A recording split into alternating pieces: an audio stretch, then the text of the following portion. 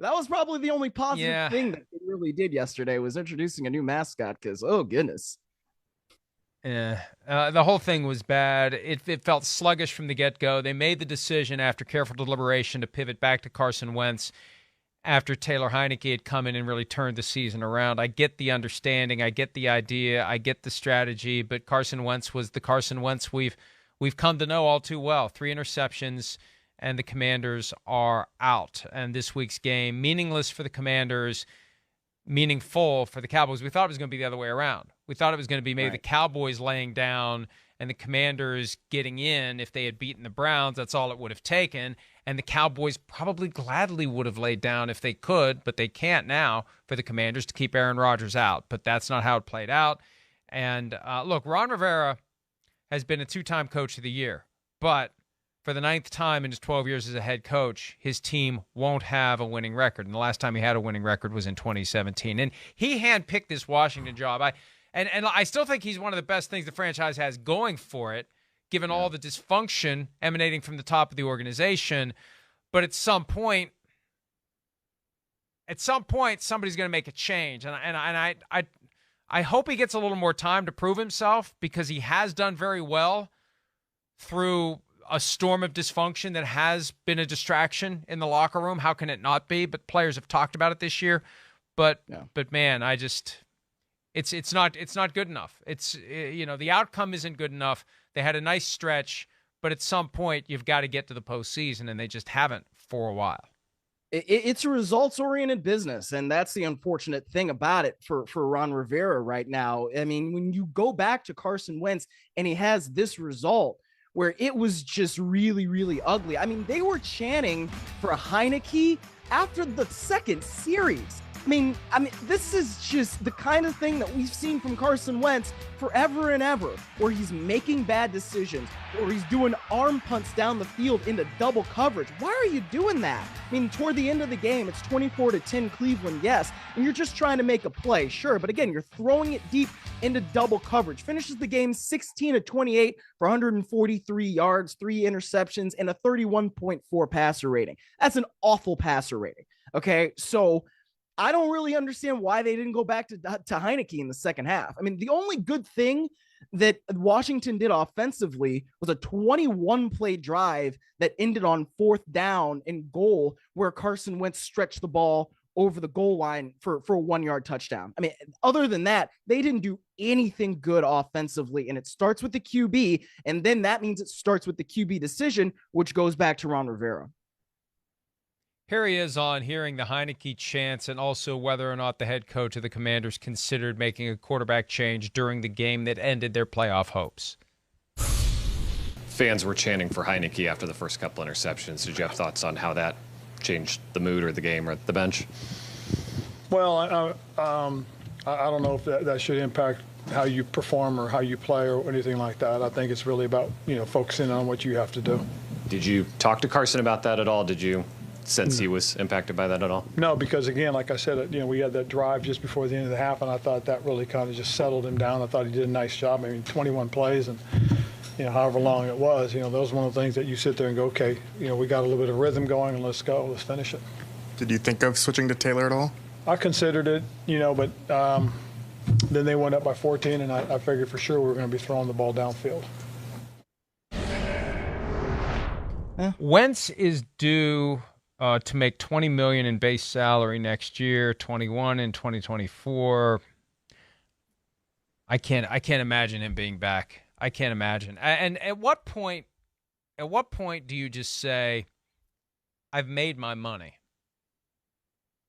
I don't need this. Life's too short for this constant frustration and aggravation. I love a competitor who keeps, banging his head against the wall, even though the wall is winning. But at some point, life's too short.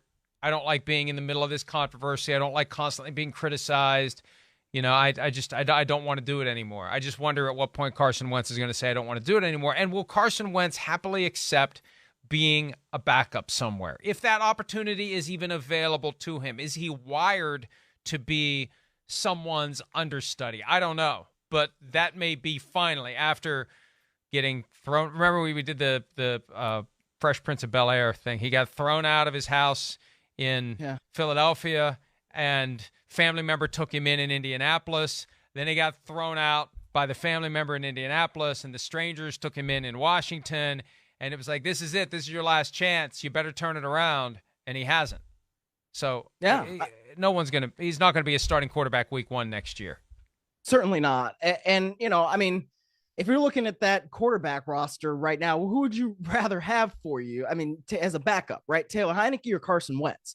Carson Wentz, I guess, came in last week against San Francisco when that game had already been decided. And then it was kind of like, oh, well, maybe he is providing a lift, providing a spark, and maybe he can do something. But it's not like the Browns have that good of a defense. Not only they've generated more takeaways in the last few weeks, but that's not a high-quality defense. It's just not.